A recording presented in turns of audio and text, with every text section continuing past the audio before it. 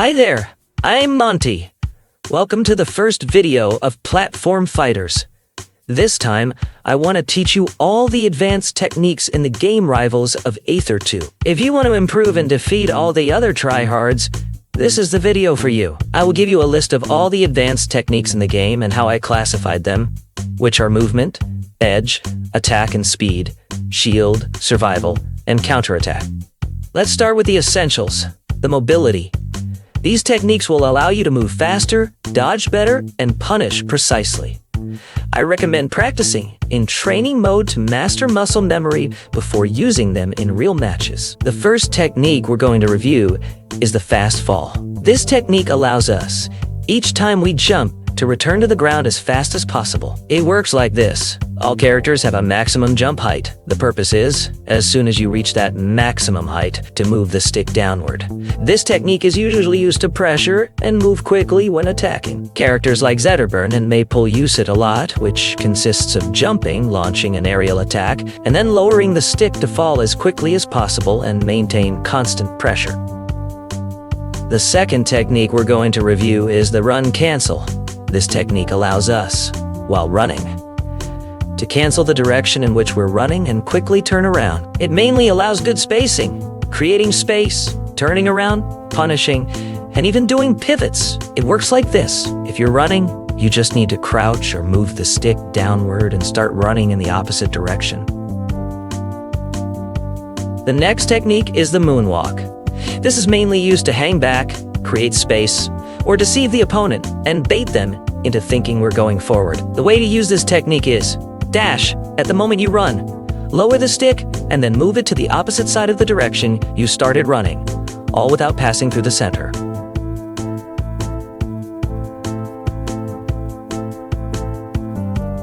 Dash dancing is mainly used in neutral play. It helps us try to win interactions and also avoid opponent interactions by spacing. You just have to move the stick from right to left at the start of the dash. Meanwhile, the foxtrot is a technique that lets us dash, and after the dash animation ends, we can change direction again or change movement. This allows us to follow up and tech chase correctly and optimally. The next technique is the Babydash. Its main use is to generate micro-spacing to avoid hits and counterattack. Characters like Zetter can use a Babydash to quickly enter the opponent's zone with a shine and start a combo. Other characters mainly use it with jabs to quickly enter that small gap of space. The way to perform a correct Babydash is to flick the stick to the right or left depending on the direction you want to move. And this flick has to last less than 2 frames. That is, a quick movement and then letting the stick return to the center.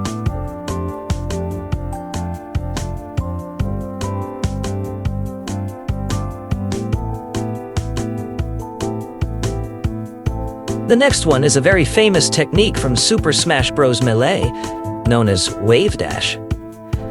This technique might be a bit harder for you to master, but it's quite easy to do once you have it. What you have to do is jump and immediately after, at the same time, move the stick to the right or left direction and press the button with which you perform an aerial dodge. It is a technique that mechanically allows us to move from point A to point B, while the game recognizes that we have been doing it in a standing position all along, which makes it a quite versatile technique. It will allow us to get out of pressure, punish quickly, and do spacing. Doing a wave dash on a platform is called Wavelanding. All you have to do is after jumping, wait for your character to reach the height of the platform and apply a wave dash. The last movement technique is perfect pivoting. Like the Babydash, it will allow us to do micro-spacing and quickly punish close movements of the opponent. All you have to do is start a dash in one direction and then flick the stick in the opposite direction. The next section is the edge or ledge. Since mastering the edge of the stage can make the difference between winning or losing a match, these are the key techniques. The first technique will be ledge stalling. This is a tempo technique, which allows us to maintain, as long as possible, all the invincibility frames granted by hanging on. It is worth mentioning that, in this game, you can hang on a maximum of 2 times before you lose invulnerability on the 3rd time you grab the ledge. It is mainly used to maintain tempo when trying to punish or to do edge hugging.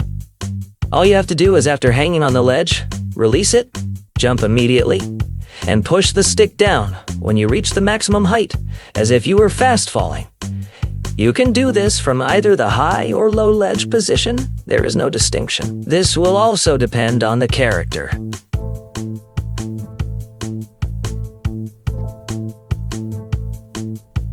The next technique is edge wavelanding, which has 3 variants. One for platforms, one for immediately climbing up, and one to extend yourself on the central platform. All you have to do is press the jump button and immediately do a Wavedash, holding it towards the inside of the stage. The next 2 techniques are known as Wavedash to edge and reverse shield to edge. These are techniques that will allow us to hang on quickly and easily. This is mainly to obtain ledge invulnerability, do mind games, gain position, or get out of pressure. The way to use these is by doing a Wavedash pointing outside the stage so you can hang on during the fall, and while running, flick the stick in the opposite direction and press the shield button. The momentum will slide you outside the stage. Finally, let's look at a technique called edgehugging. I will leave you several examples on screen so you can see what it's about. Basically, it consists of hanging on before the opponent and using every invulnerability frame moment to prevent them from touching or hanging on the edge. Here you have several examples of how it can be used effectively. If you are enjoying and finding the video helpful, leave your like and share it. If you would like to support me a bit more, I leave my social media in the description. Thank you very much. Let's continue. Now we are going to get into attack techniques, learning how to attack more efficiently with cancels to increase the speed at which you play and pressure the opponent. The first technique we will review is called DACUS, from its initials dash attack cancel, up smash. All characters can perform this technique, which consists of launching a dash attack and immediately having a margin of 1 to 4 frames to press up smash, either with the right stick or by pressing up on the smash button. It should be mentioned that all characters have DACUS, but all have different ranges. Some are worse and others are better. It will be a matter of trying it out. Finally, there are characters like Zetter or Italis, whose activation window can even extend until after hitting the opponent. Now we have the Reversal B, a technique that allows us to flip the direction in which we are launching a neutral B or neutral special. All you have to do to activate this is to flick the stick toward the direction you want the character to turn. Then press the special attack button, which will make the character turn and launch the neutral special in the desired direction. The next technique is called turnaround special. When you have aerial momentum, you can change the direction of your aerial momentum to the opposite side to fake out the opponent by pressing neutral special attack and then moving the stick in the direction you want. You keep the stick in that direction so the character can turn and change their aerial velocity direction, finishing with a neutral special attack. The next technique is called wave bouncing, which combines the previous 2 techniques. It makes the character's aerial velocity move in the opposite direction, but ends the neutral special attack in the original direction. It's normally used for fakes, and characters like Loxodont use it to finish kills immediately.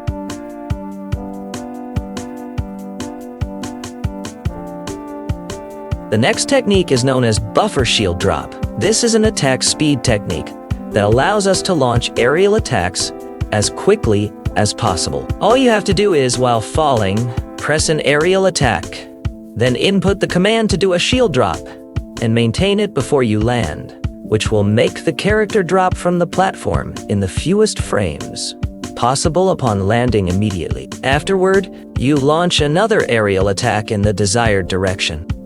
The edge cancel is a technique involving your character's aerial momentum when you're moving and in the air. After performing an aerial or special attack and land close enough to an edge, your character will briefly slide, canceling the landing lag. You can start moving freely right away. This technique can be used by all cast. The next one is Hitfall, a technique usable by all cast. As soon as you launch an aerial attack and it connects with the opponent, during the hit pause, you can push the stick down and start descending immediately without waiting for your character to reach the highest point of their jump. It's a matter of getting used to your character's attack timing to do this smoothly. Use it to speed up your combo capability. The JCG or jump cancel grab is a technique that helps us reduce the grab animation time as long as we are already running. This allows us to move faster and avoid getting punished. All you have to do is, if you plan to do a grab while running, press the jump button and grab button at the same time. The reversal aerial rush helps us maintain the momentum of running and launching a fair, but used to make a mobility change and throw a bear. Characters like Loxodont use it to attack and kill while running. You just have to move the stick in the opposite direction while running, then jump immediately. Return the stick to the original direction and press the desired attack. The next technique is jab cancel into tilt. Unlike in Smash, in this game you can cancel the jab combo by switching it into a tilt. This includes all tilts. As an additional info, if you hit the opponent without a shield, you can perform tilts facing the attack direction you want. This is especially useful for characters like Ranno, Loxodont, or Kragg. Because of their properties with their tilts, you only need to mark a tilt after starting any jab combo sequence.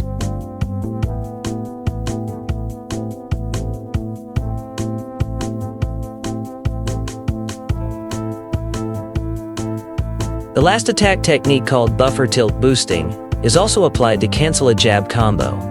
It should be clarified that it can only be used by Fursbun, Kragg, Zetter, and Ranno. It can help us change the position of our character by launching an up tilt to reach a greater range, or change the opponent's D-die-D. To perform it, you must do a full jab combo immediately on frame 1 after the third jab. Move the left stick to make a reverse up tilt. A fundamental part that we sometimes greatly underestimate is the shield and defense. Knowing how to use the shield properly allows us to counter and counterattack the opponent, knowing how to also get out of pressure. This can make the enemy feel uncomfortable interacting with us and even stop attacking us. The first technique in this section is shield dropping. Performing it will allow us to descend from a platform while using the shield. For this, we must smoothly slide the stick downward. If you do it too fast, it won't work. Other more consistent ways to do it are to move the stick in a lower diagonal, as you can see in the video. Use it to counterattack or get out of pressure, and try to regain a very good position.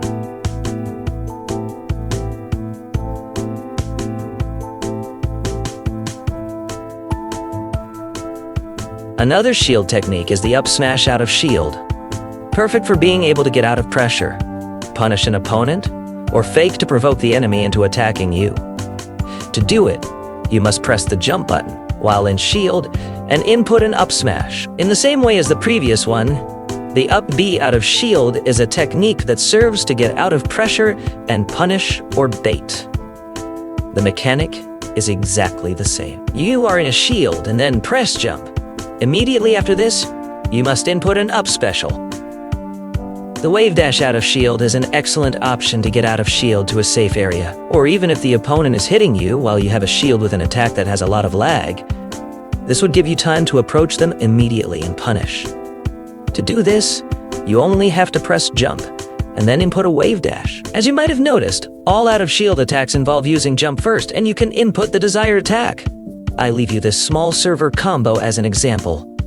Finally, let's talk about how to survive as long as possible and make the most out of each of our stocks. This implies learning to maintain composure in tense situations to be able to diminish the opponent's technique. The last 5 almost no one knows, and they are the ones that can cause the most stress and disruption to your opponent's game. The Crounch Cancel is a survival technique that can be used to counterattack. It is enough to keep the stick down while on the ground to maintain its activation. Its use is to significantly reduce knockback and stun at low percentages, which allows you to counterattack immediately, as you can see in the video. It doesn't work the same when you have a lot of damage, so its own weakness is grabs and spikes. The FloorHugging is very similar to the Crounch Cancel. The difference is that this activates during the hit pause. When you are hit on the ground, if you manage to lower the stick at the exact moment you were hit or are being caused hit pause, you will manage to turn this into a Crounch Cancel. Similarly, it has the same weaknesses. If you are spiked, grabbed, or have too much damage, it will not work. More of a gameplay strategy than a technique, that is the shield dash. This consists of running toward the opponent and pressing the shield to stop and start defending. Mainly used to bait or even reduce your speed. This helps you position yourself better and do good spacing. The directional influence, or DI, is a survival technique that can also be used under certain circumstances to unbalance the opponent's strategy and counterattack. It basically consists of moving the stick in a direction when you are hit. The trajectory vector you would be sent to decreases or even changes direction, which helps avoid combos or potential kills. In the video, you will be seeing different die angles.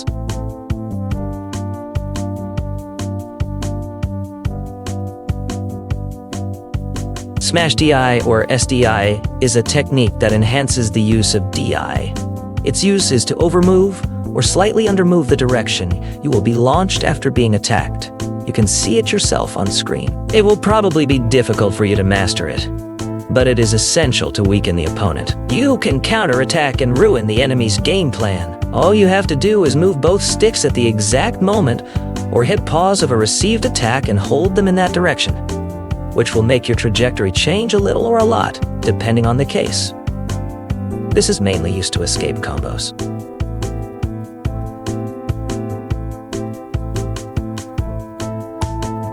Slide off is a technique that involves correct use of Smash DI. It is used to calculate key landing spots near an edge when you are hit, so momentum moves you to the edge by canceling the stun animation, as you can see in this video. If used well, you can even surprise and counterattack from a position the opponent thinks you are completely vulnerable. Amsah Tech is a technique derived from Super Smash Bros. Melee. It is a survival technique that prevents stock loss at high percentages, as long as you are hit while on the ground. It consists of starting to mark the DI direction diagonally down and outward from the stage, while simultaneously pressing the shield button and the second stick down, all with at least 6 frames of anticipation before being hit by an enemy technique. This works as long as the enemy's technique does not have angles that send upward your character. It only works if you are sent fully horizontally or at downward angles. Shield DI is a technique no one talks about. It is used along with the shield, as the name suggests, and its main use is receiving multi-hit attacks. Basically, when you are about to take a hit, you should gently move the stick in a horizontal direction, either right or left, to push the stick to the max without dodging, and your character will shift slightly in that direction. Especially useful against multi-hits, since it allows you to get closer to the opponent and punish them. As a bonus, I'll show you how to do a wall jump recovery. Basically, after you have just used a wall jump, if you manage to hit your opponent, you can activate wall jump again to try to extend your ability to return to the stage. I tell you this because almost of the players no uses it. Well, these were all the advanced techniques in Rivals of Aether 2. If you found this content helpful, consider giving your like to this video and subscribing to my channel. I leave all my social networks in the description of this video. If you want to support me and help me to bring you more videos, you can find the information below. Leave your comments and opinions and I will check them out. Thank you very much and see you next time.